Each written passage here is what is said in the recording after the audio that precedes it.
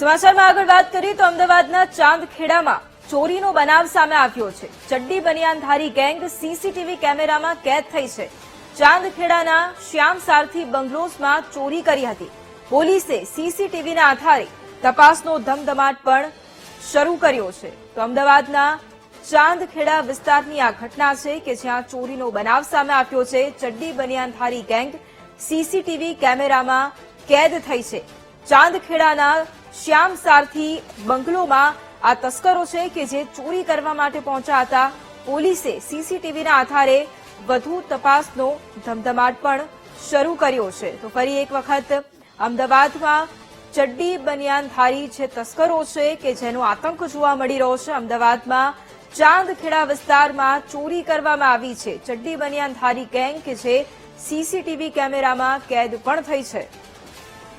અને આ જ મુદ્દે સંવાદદાતા અનિતા ફોન લાઈન પર છે। અનિતા, અમદાવાદમાં ફરી એક વખત ચડ્ડી બનિયાનધારી ગેંગનો જે ખોફ છે તે જોવા મળી રહ્યો છે અને ચાંદખેડા વિસ્તારમાં ચોરીની ઘટનાને અંજામ આપ્યો છે। શું વધુ જાણકારી? જે પ્રકારે અમદાવાદના ચાંદખેડા વિસ્તારમાં ચડ્ડી બનિયાનધારી ટોળકી ફરી એક વખત ત્રાટકી છે। ચાંદખેડામાં જે શ્યામ સરથી બંગલો આવેલો છે ત્યાં ચડ્ડી બનિયાનધારી ગેંગ પહોંચે છે અને ચોરીને અંજામ આપવા માટે ફરી રહી છે। આ સમગ્ર ઘટનાના સીસીટીવી હાલ સામે આવી રહ્યા છે।